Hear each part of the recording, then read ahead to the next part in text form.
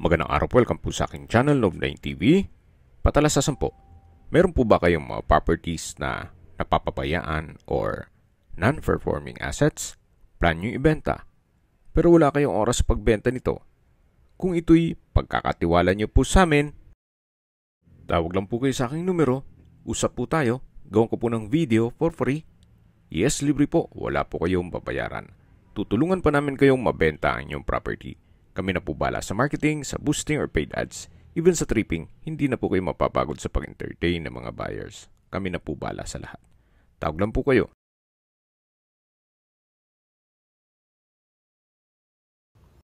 Nandito po tayo ngayon sa Urdaneta, Pangasinan kung saan meron po tayong bagong video presentation. Isang pre-owned house and lot or rest house na may lot area na 300 square meters at may floor area na 180 square meters. Dalawa po ang frontage nito. Gawa ng sa likod po nitong bahay ay meron din pong cemented road. So, ito pong property ay nakabakod na with fence and gate at halos hindi po natirahan to ni owner gawa ng nasa ibang bansa po siya. Meron po itong 4 bedrooms, 3 toilet and bath, 2 living room, may formal kitchen, laundry area, covered car garage or carport o garahe. Nakakasya 2 sasakyan, may covered lanay, meron pong pocket garden, at lahat ng glass windows ay meron pong security grill. Ang main door po ay meron pong aluminum screen door. Meron po itong balkonahe na naka-tile flooring. Ito pong pagka-finish o pintura, pulidong-pulido. Ito po'y owner's built, kaya quality po ang pagkagawa. Hindi po tinipid ang materyales. At dito naman po yung covered lanay na meron pong coffee table. Then, tempered glass wall and window na rin po siya. So, aside from this structure, meron pong maliit na bahay para sa caretaker. At mamaya po, iikutan natin yan. Samahan niyo po ako. Pasok po tayo. Ito pong main door ay solid wood. At welcome po dito sa bahay ni Madam. Napakaliwalas, napakaganda ng disenyo. Premium tiles po ang ginamit dito sa flooring. Naka-ceiling cove design, may pin lamps. Meron pong customized windows. Mula naman po dito, check po muna natin itong first bedroom. Kung meron man po kayong PWD or senior citizen sa pamilya, ito po yung para sa kanila.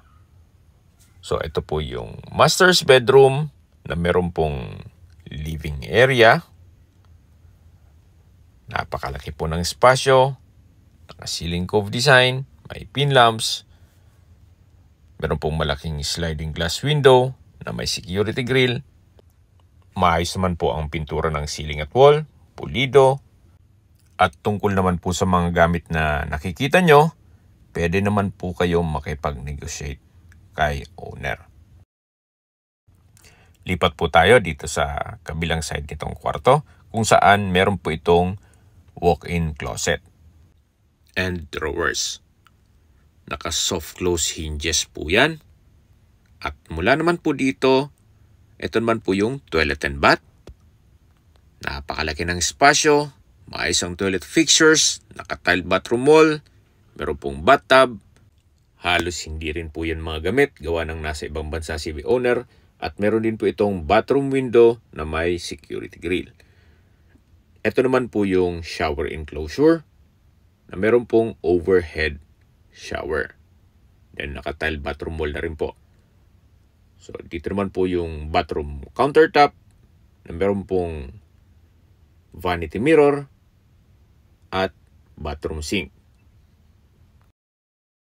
Labas po tayo para check natin ibang parte ng bahay.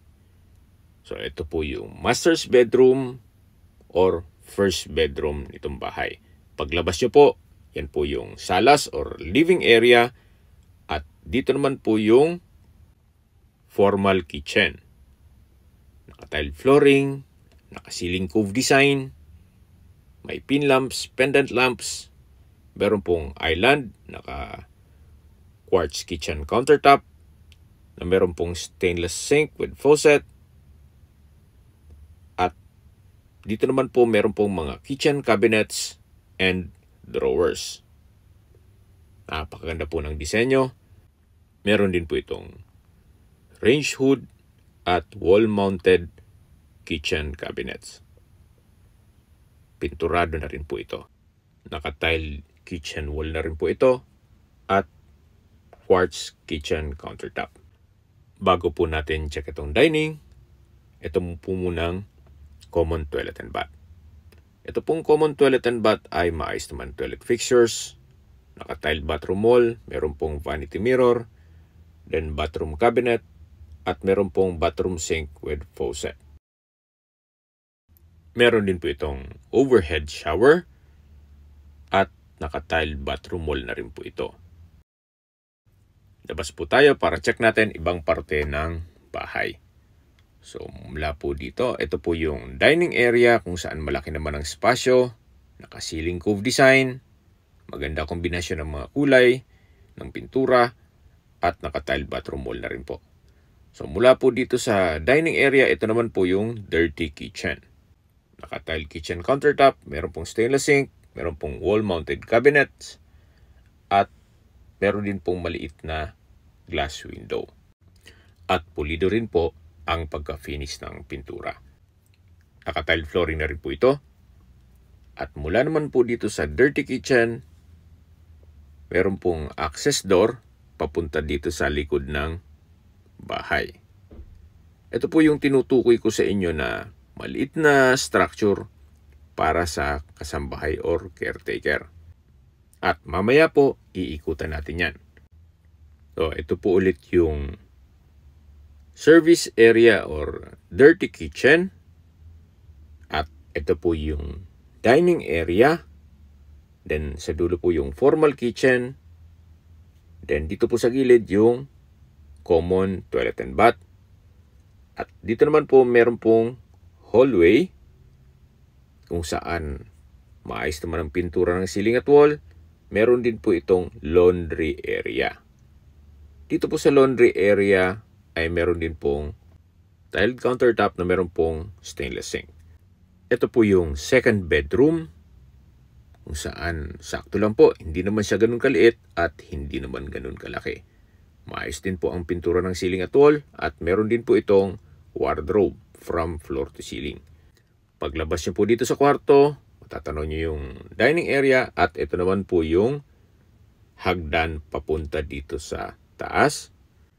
Samahan niyo po ako. Akyat po tayo. So, nandito na po tayo sa hallway dito sa second floor. At mapapansin niyo po, maayos po ang pintura ng ceiling at wall.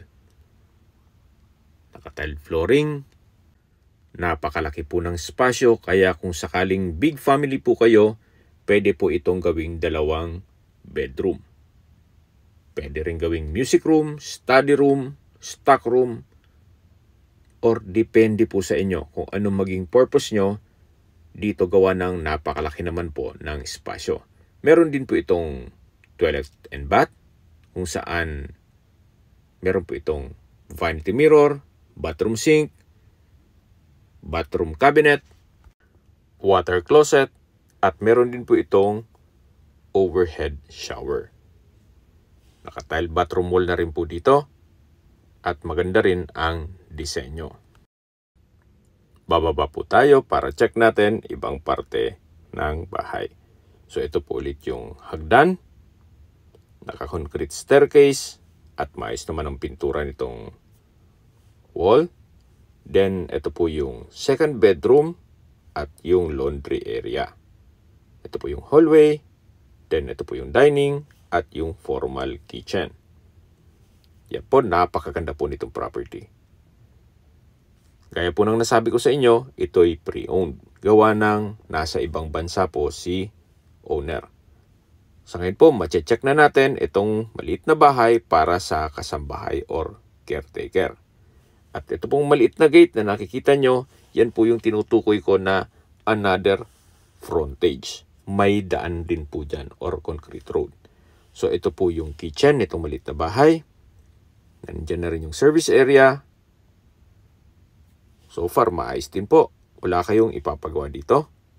Naka-tile kitchen countertop, may wall-mounted cabinets, at meron pong stainless sink with faucet. Then naka-tile kitchen wall, kaya madaling linisin. At mula naman po dito, meron pong setback na pwede pang paglagyan ng ibang gamit.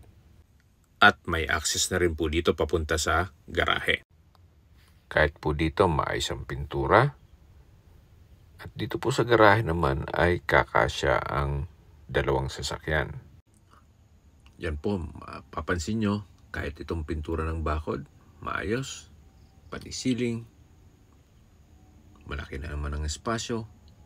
At ito naman po yung tinutukoy ko sa inyo na maliit na bahay para sa caretaker o kasambahay. Meron po itong aluminum screen door dito sa main door. Meron din pong maliit na salas or living area na naka-tile flooring. Then roof type po siya. High ceiling kaya maaliwalas. Meron din po itong sariling toilet and bath kung saan maayos naman ang toilet fixtures.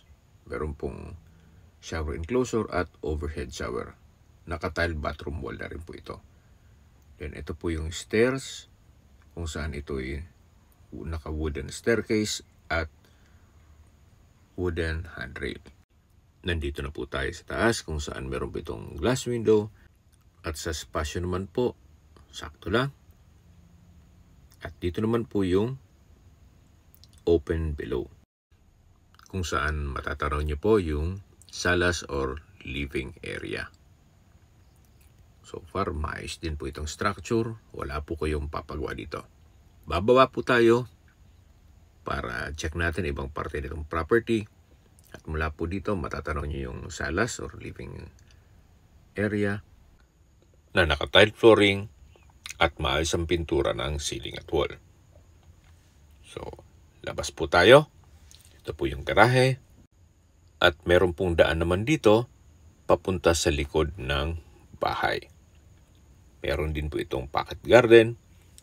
At ito po yung tinutukoy ko na access gate papunta naman dito sa kabilang kalye. At kung sakaling marami po kayong sasakyan, wala pong problema. Gawa ng dito po sa likod ay pwede kayong mag-park or street parking. So, ito po yung back view ng bahay. Yan po, tunghayan nyo po. Napakatahimik ng lugar, sariwa ang hangin, at sa klima naman po, banayad lang. Hindi naman siya ganun kalamig at hindi naman ganun kainit. Kaya kung hanap mo ay isang rest house dito sa North, pwede na po ito sa inyo. Okay, pasok po ulit tayo. Ito po yung caretaker's house. At ito po yung main house. Then, meron pong setback dito na papunta sa stock room or power room. Habang naglilipot po tayo at pinagmamasdan nyo itong buong property, summarize ko lang po sa mga nag-skip ng video. Ang lot area po nito ay 300 square meters at may floor area na 180 square meters. Ito po ay pre-owned property at halos hindi natirhan ni owner gawa ng nasa ibang bansa po siya. Ito po ay titulado, buhay po ang may-ari, kaya wala po kayong magiging problema sa documentation or sa transfer ng title. Nakabakod na rin po buong property at meron na rin pong steel gate. Ito po yung side view ng bahay. Meron din pong pocket garden at meron pong balkonahe o terrace. Meron po itong 4 bedrooms, 3 toilet and bath, 2 living room, may formal kitchen, laundry area, dirty kitchen, at meron pong nakabukod na bahay para sa kasambahay o caretaker. Nandito po ulit tayo sa master's bedroom na may living area. Napakalaki po ng espasyo at maayos naman po ang pintura ng ceiling at wall. Ito pong property ay ready for occupancy. Kaya once na maibigyan nyo po ito, ang kulang na lang po ay kayo at ang gamit nyo. Ito naman po yung from floor to ceiling na wardrobe or walk-in closet at meron po itong sariling toilet and bath na meron pong bathtub. Naka-tile bathroom wall na rin po ito at meron pong shower enclosure at merong overhead shower. Maayos naman po ang toilet fixtures at meron po itong bathroom countertop and vanity mirror. Yan po, lalabas po tayo para check natin ibang parte nitong bahay. Bali po, itong ginagawa ko ay recap na lang. Gawa na yung iba po ay nag-skip ng video. Yan po ang purpose ko nito, kaya papasadahan po ulit natin itong buong kabahayan para just in case na nag-skip man kayo, mapapanood nyo po ulit. Ito po yung common toilet and bath. Maayos naman toilet fixtures, naka-tile bathroom wall, at meron din po itong overhead shower.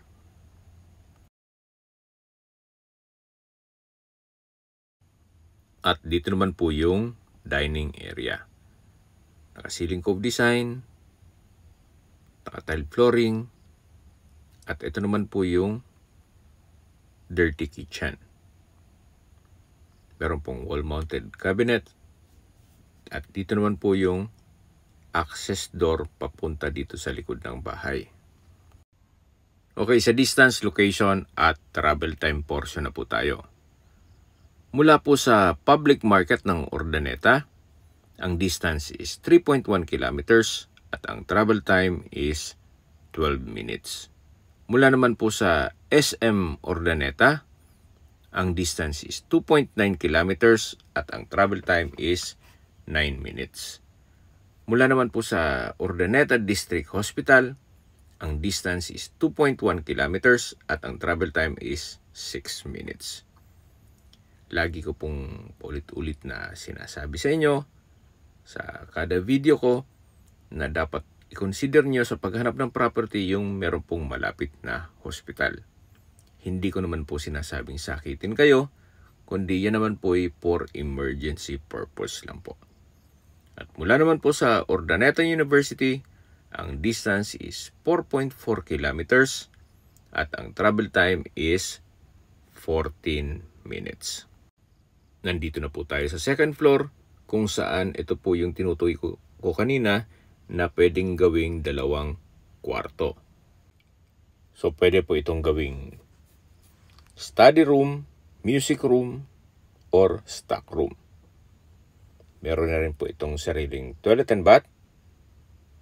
Maayos naman ang toilet fixtures at naka-tile bathroom wall na rin po. Mapapansin nyo po, napaganda ng mga materyales, even itong pagka-finish, pulido, kaya hindi po ito tinipid. Kaya po you might consider this property, especially kung pagbabasyan mo ang construction cost sa ganitong pagka-finish, panalo na po ito. Or good deal na po. Okay, sa presyo na po tayo. Binebenta po ito ni owner sa halagang 9 million pesos net.